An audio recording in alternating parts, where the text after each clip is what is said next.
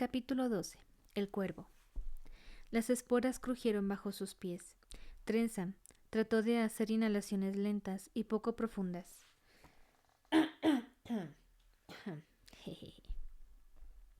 Hasta con la camisa cubriéndole de nuevo la boca y la nariz se sentía expuesta. No hacía falta más que una sola espora para acabar con ella. Otra bala de cañón pasó zumbando por encima y atravesó el casco del barco. Aún así, Trenza siguió caminando con cuidado, despacio, para no levantar esporas al aire. Mantener el paso constante y prudente. Eso era lo que debía hacer. Aunque tuviera todo el cuerpo tenso por la ansiedad, aun sabiendo que en cualquier momento podía empezar otra vez el bullir y sumergirla a su muerte. Eso sí que no se ve todos los días, dijo Hawk en voz baja desde su hombro. Trenza se arriesgó a mirar atrás. Por algún motivo, estaban congregándose una bandada de gaviotas en torno al sueño de Ut. Había varios marineros heridos por el disparo más reciente y un hombre había caído por la borda del barco.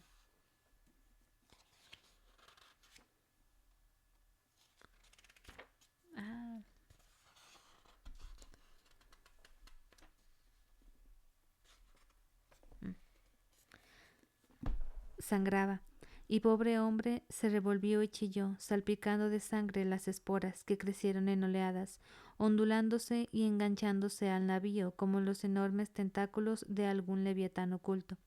El marinero desapareció en la retorcida explosión de enredaderas, pero Trenza aún oía sus aullidos en algún lugar de su interior, mientras lo aplastaban y fluía más y más sangre para alimentar al hambriento océano.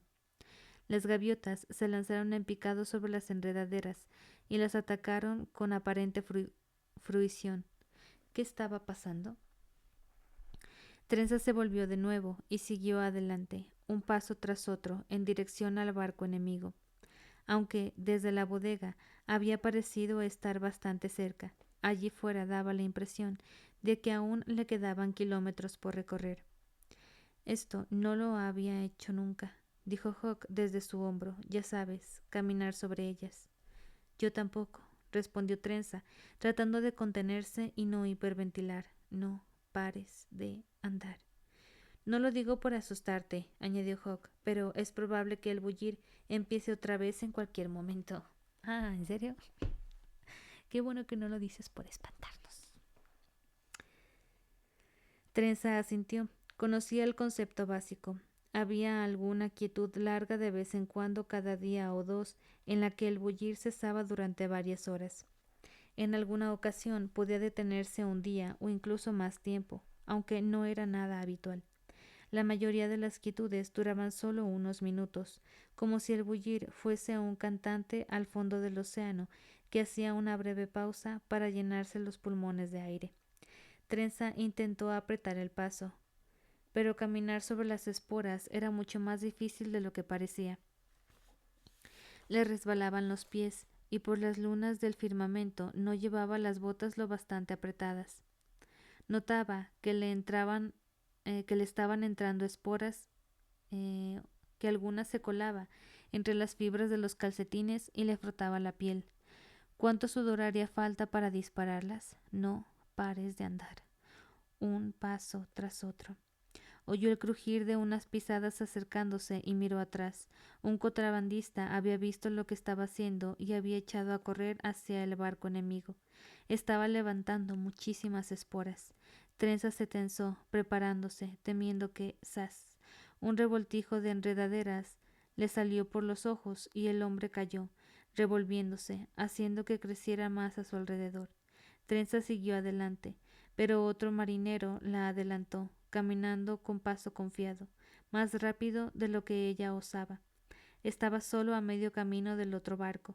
Por favor, Luna Esmeralda, rezó, por favor, solo un poco más de tiempo. Vio que los marineros se amontonaban en el castillo de proa del barco. Habían dejado de disparar.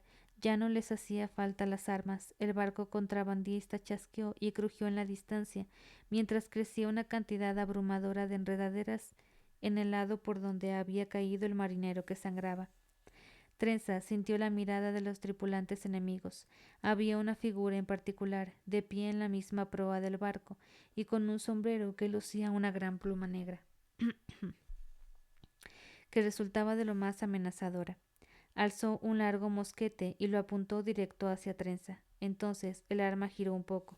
El mosquete se sacudió y el estallido sonó con una fracción de segundo después. El marinero, que había estado dando zancadas hacia el barco delante de Trenza, cayó, y su sangre hizo brotar otra espeluznante columna de enredaderas entrecruzadas. Trenza se detuvo y se preparó para un segundo disparo. Como no llegaba, echó a andar de nuevo. Ya era demasiado tarde para dar media vuelta, y en todo caso, en esa dirección le esperaba una muerte segura. Así que siguió adelante, sintiendo una horrorosa tensión, como la de una cuerda de arco al estirarse y estirarse más y más incluso. No dejaba de esperar ese estallido, o que el suelo empezara a temblar bajo sus pies, o que se le metiese una espora en la nariz, o le tocara un ojo. Cuando por fin llegó a la sombra del barco enemigo varado, fue como si llevara una eternidad caminando con un cuchillo apretado contra el cuello. Los marineros se congregaron contra la regala del barco y la miraron desde arriba.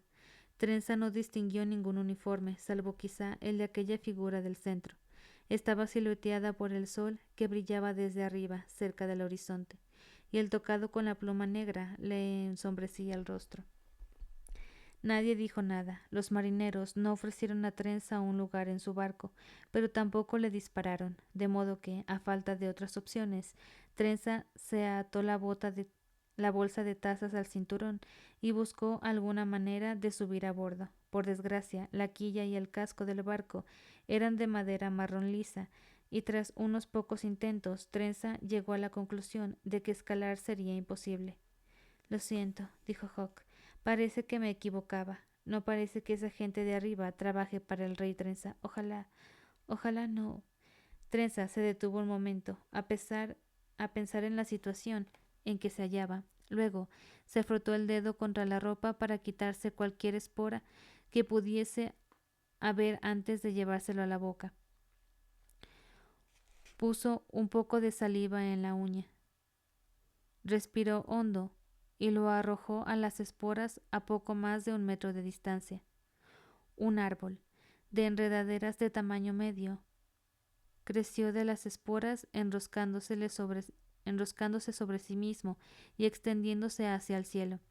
Trenza se agarró a él y sintió bajo sus dedos los rugosos bucles, como cuerdas. Empezó a trepar. —¡Eso es! —exclamó Hawk, correteando desde su hombro y subiendo más arriba por la enredadera. —Vamos, Trenza, date prisa. Puso todo su empeño en izarse hasta una altura de unos 3 metros, desde donde casi llegaba a un ojo de buey que había en el costado del barco. Hawk saltó de nuevo a su hombro mientras Trenza se agarraba y se quedaba pegada al casco. Desde allí vio el nombre del barco pintado en letras doradas, El Canto del Cuervo. Más arriba, algunos marineros estaban riendo y comentando sus apuros con jovial despreocupación. Cayeron esporas en sus botas, mientras Trenza seguía colgada allí, intentando apoyar los pies en un pequeño saliente horizontal que había en el casco bajo los ojos de buey. —Ahí viene —dijo Hawk—, escucha. Empezó como un grave zumbido que hizo vibrar el barco. Al momento, las esporas empezaron a moverse y escapó aire entre ellas. El barco se sacudió y Trenza estuvo a punto de soltarse. Se oyeron órdenes que llevaron a que la tripulación izara las velas. La escalerilla de enredaderas que había creado Trenza se alejó y se hundió en el océano, de nuevo fluido. Trenza echó una mirada hacia el sueño de Ut y lo vio escorado, retenido por las numerosas enredaderas.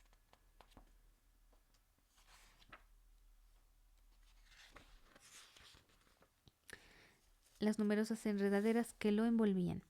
La embarcación osciló y cabeceó antes de hundirse por fin del todo. Brotaron más enredaderas en torno al naufragio mientras los hombres chillaban y entregaban su sangre al océano, y entonces la bandada de gaviotas se dispersó. El barco, al que estaba aferrada Trenza, pasó al lado del sueño de Ut, pero para entonces el barco ya había desaparecido por completo. Solo quedaban 3 tripulantes solitarios, 2 sobre maderos rotos y el tercero en un pequeño bote salvavidas. Los 3 llevaban pañuelos en la cara y tenían los ojos cerrados con fuerza. Sonaron 2 tiros desde cubierta, que mataron a los 2 hombres de los maderos. Por algún motivo, el canto del cuervo dejó vivo al del bote salvavidas. Era el único superviviente de la tripulación de contrabandistas. Un final innoble para la primera travesía por mar de Trenza. Siguió agarrada al casco del canto del cuervo. Empezaron a arderle los dedos, a dolerle los brazos, pero no había ningún otro asidero para arriba, y además las cuadernas y la regala que extendían hacia afuera. Trenza dudaba mucho que tuviera la fuerza o la habilidad necesaria para llegar a lo alto, aunque pudiera seguir ascendiendo.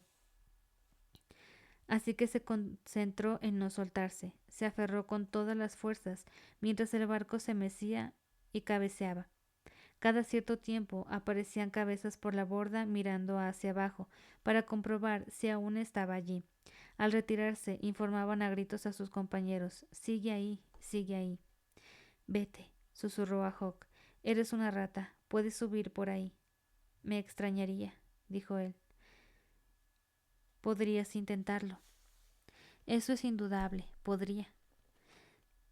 Se quedaron contra el casco los dos juntos, durante lo que parecían siglos y siglos. Al final empezó a resbalar. Sus músculos doloridos palpitaban en agonía y una cuerda dio contra la madera a su lado. Trenza la miró, entumecida, preguntándose si tendría la fuerza suficiente para subir por ella. La agarró, se quedó colgando de ella y apoyó la cabeza en el brazo. Por suerte, la cuerda comenzó a moverse, izada por varios marineros desde arriba. Cuando Trenza alcanzó cierta altura, un hombre gigantesco con el pelo negro en rastas se inclinó sobre la regala, la agarró por las axilas y la dejó caer en cubierta. Las últimas esporas que llevaba en la ropa murieron asesinadas por la plata del barco. La capitana Cuervo ha dicho que podíamos subirte si durabas 15 minutos, dijo otra marinera, más bajita que el primero. Es increíble que lo hayas hecho, sí que eres fuerte. Trenza tosió, tendida en el suelo, con los brazos exhaustos apretados contra el cuerpo. 15 minutos. Eso había sido solo 15 minutos. Le habían parecido horas. Fuerte no, dijo Trenza con la voz áspera, solo tosuda. Mejor todavía, repuso la marinera. Hawk tuvo el buen juicio de quedarse callado, aunque chascó los dientes a un marinero que intentaba agarrarlo. ¿Qué sois? Preguntó Trenza a los tripulantes. ¿Tropas del rey? ¿Bucaneros? Ni una cosa ni la otra, respondió otro marinero. Enarbolaremos pronto la bandera real, pero es mentira. Es la cara bonita que ponemos. Doug está cosiéndonos una bandera como debe ser, para la próxima vez. Negro sobre rojo. ¿Negro sobre rojo? Al final sí que eran piratas. ¿Era mejor o peor que estar entre contrabandistas? ¿Y por qué habían enviado a pique el otro barco sin pararse a pensar en saquearlo? Una figura robusta se abrió paso entre los tripulantes, la capitana Cuervo, a juzgar por la pluma del sombrero. Tenía duras líneas en vez de cara, la piel morena y un ceño tan profundo como el océano. Cuervo era, bueno, he conocido a más gente como ella. Parecía demasiado dura, demasiado llena de furia. Era como el primer boceto de un ser humano, antes de aplicarle efectos suavizantes como el humor o la clemencia. Arrojadla por la borda, ordenó la capitana. Pero si has dicho que la subiéramos, protestó la marinera bajita. Eso he dicho y eso habéis hecho, y ahora al mar con ella. Nadie se movió para obedecer. Pero ¿habéis visto lo flaca que está? Restalló la capitana. Y encima, inspectora, conozco a los de su calaña, y escogen el puesto por lo fácil que es. Seguro que no ha trabajado ni un solo día en su vida, y en el canto no hay sitio para inútiles. Los piratas seguían pareciendo reacios. ¿Por qué les importaba lo que le ocurriera a Trenza? Pero su titubeo era una oportunidad, así que Trenza, todavía mareada de puro agotamiento, se arrastró por la cubierta y se esforzó en alzarse de rodillas ante el cubo y el cepillo que había visto allí. Sin perder tiempo, a toda la velocidad que le permitieron sus doloridos brazos, cogió el cepillo y empezó a frotar la cubierta. La capitana Cuervo la observó. Los únicos sonidos, las bulliciosas esporas y el cepillo raspando adelante y atrás.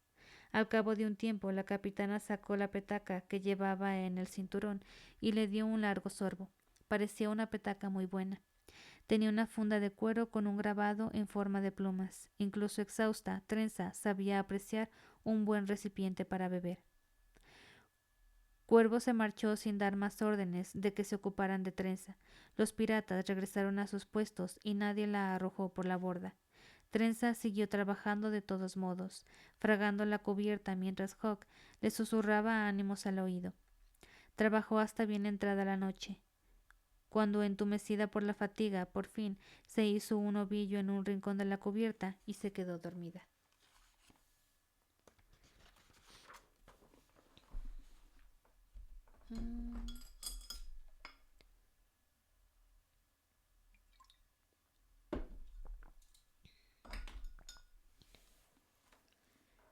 Tercera parte. Capítulo 13. El grumete. Trenza despertó al día siguiente con la cara llena de pelo. Se notaba tiesa, como un paño que ha dejado pasar ya varios turnos de lavandería.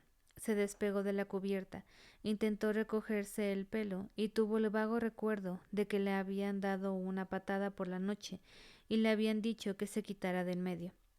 Lo había hecho, pero luego habían vuelto a patearla por lo mismo en otras 2 ocasiones. No parecía haber ningún lugar en cubierta donde no estuviera en medio. Su siguiente pensamiento no fue sobre comida, no fue sobre buscar algo de beber, ni sobre ninguna otra necesidad biológica. Fue sobre Charlie. Trenza jamás se había sentido tan ingenua. ¿De verdad había pensado que podía marcharse de casa sin más y rescatar a alguien? Aunque no hubiera pisado un barco en la vida, se sintió tonta, y lo peor fue que se sintió fatal por Charlie, que debía de estar asustado, atrapado y solo en algún lugar. El suplicio de Charlie era el de Trenza.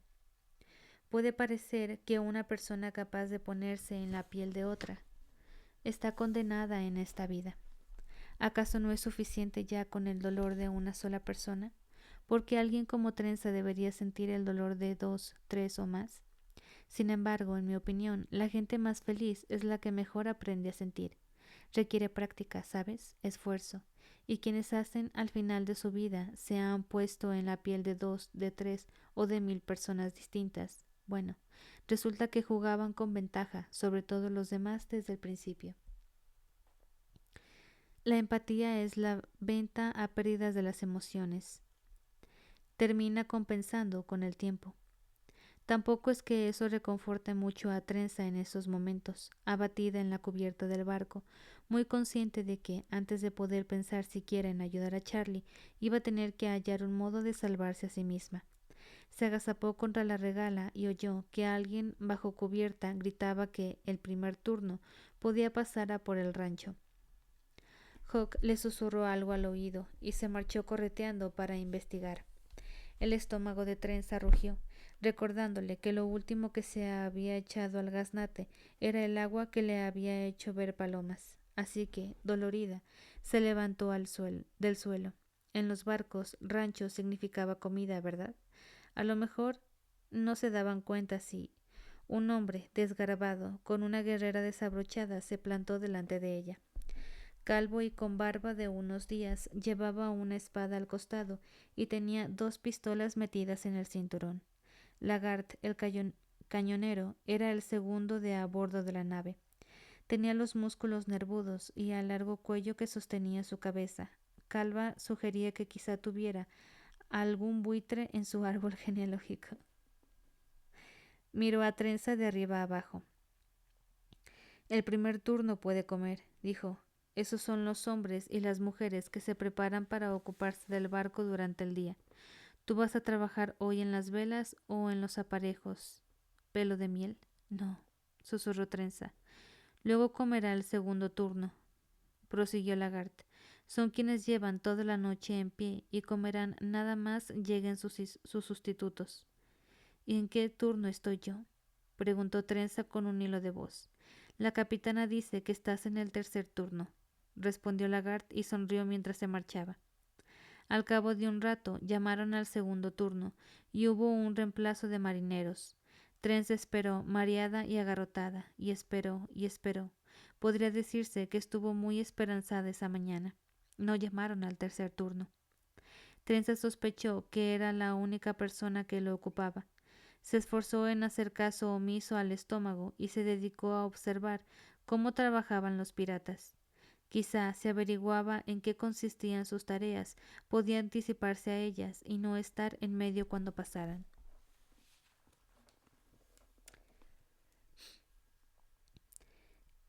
Hizo eso durante toda la mañana, y por suerte no pareció molestar a la mayoría de ellos.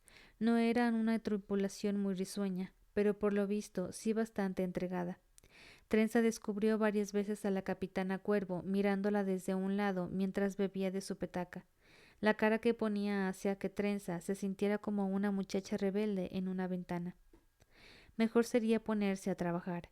Hurgó en su bolsa, comprobó que tenía todas las tazas y jarras y sacó el cepillo para el pelo. Después de someter a sus mechones y aprisionarlos en una trenza, cogió el cubo y el cepillo, y entonces reparó en que ya no le quedaba agua ni jabón. Se quedó allí de pie, con cara de tonta, hasta que llegó alguien con un cubo lleno para ella. Trenza dio las gracias al hombre y se sobresaltó al darse cuenta de que ya lo había visto antes. Era Hoyt, el grumete del delator. Hoyt! Su larguilucha figura y su mata de pelo de un blanco puro eran inconfundibles. Aunque todo el mundo lo llamaba chico, parecía tener 30 y tantos años y estar en plena posesión de sus facultades mentales, hasta que abrió la boca. A mis encías les chifla que las lama. No mames, güey.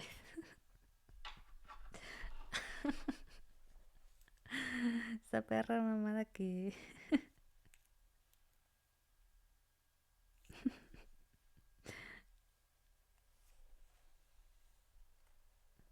bueno.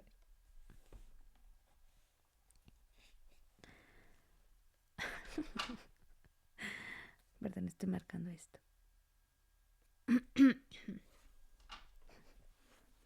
Dijo a Trenza y se fue con un paso Patty estebado que lo hacía balancearse como un pingüino borracho. Sí, ese soy yo. No, no quiero hablar de ello.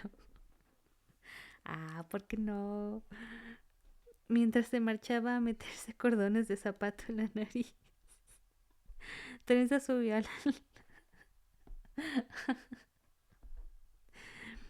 Trenza se subió al alcázar, por donde pasaba menos gente.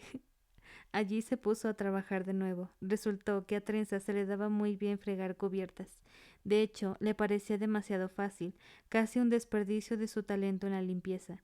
Era como contratar a un cirujano de talla mundial para que te quitara la corteza del pan de molde. En los descansos que hacía, observaba a la tripulación. Distinguió otras caras conocidas, como la de Hoyt, aunque solo le sonaran. Los barcos que pasaban por la roca muchas veces dejaban allí a algún tripulante. Esos marineros obtenían un pase de inspector que permitía que se enrolaran en otra embarcación visitante. No parecían ser un grupo demasiado hostil, eran una tripulación mixta, de diversas etnias y con casi tantas mujeres como hombres. No era nada infrecuente en los mares de esporas. Los capitanes aceptaban a quienes aceptaran embarcarse. El machismo interfería con los beneficios. ¿Cómo era posible que en una tripulación tan normal hubieran terminado haciéndose pirata? Y no unos piratas cualesquiera, sino unos tan sanguinarios que estaban dispuestos a hundir un barco en vez de saquearlo. Ni siquiera llevan tapado el nombre del barco, pensó Trenza, y han dejado con vida a un marinero. Allí estaba pasando algo raro. Qué ganas tengo de hacer gárgaras con mis camisas, exclamé mientras pasaba por allí. Pero me las comí la semana pasada. Trenza la dio la cabeza, viendo cómo se alejaba. Entretanto, Huck llegó correteando por la cubierta y se le subió al hombro. ¿Qué le pasa a ese tipo?, preguntó la rata en voz baja. No estoy muy segura, susurró Trenza, pero ya lo conocía de antes. Es majo, aunque raro. Rara es la gente que colecciona sellos, Trenza. A ese hombre le faltan unos cuantos tornillos y no se ha dado cuenta de que los que tiene en realidad son chinchetas. En fin. De acuerdo, te lo explico. Unos años antes había tenido un encuentro, o más bien una colisión, con la hechicera. Dejémoslo en que ella tenía algo que necesitaba, pero despojarla de ello resultó más difícil de lo que había previsto. ¿Y qué pasó? Que la hechicera me lanzó una de sus famosas maldiciones. Hasta el bailarín más grácil tropieza alguna que otra vez, ¿vale? La maldición me dejó sin el sentido del gusto y, bueno, también sin los otros 4. Ah, caray. ¿Qué has averiguado?, preguntó Trenza a la rata. He robado un poco de comida, dijo Hawk, pero solo he podido llevarme raciones de tamaño rata. Lo siento. Y es verdad. Y es verdad que...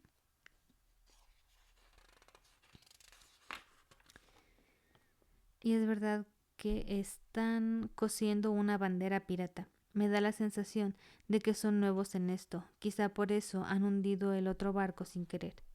No, susurró Trenza mientras se ponía a fregar otra vez. Han dejado vivo a un marinero a propósito, y no llevan tapado el nombre del barco. No han enviado a pique a los contrabandistas por inexperiencia, sino para hacerse notar, combinó Hawk.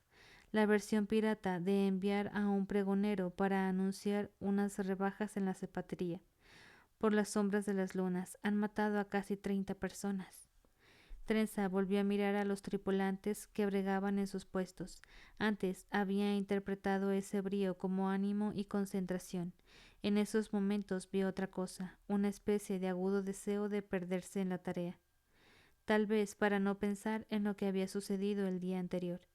En este barco hay algo que anda muy mal, pensó de nuevo. Por desgracia, antes de poder darle más vueltas, otros asuntos de naturaleza escatológica se apoderaron de su atención.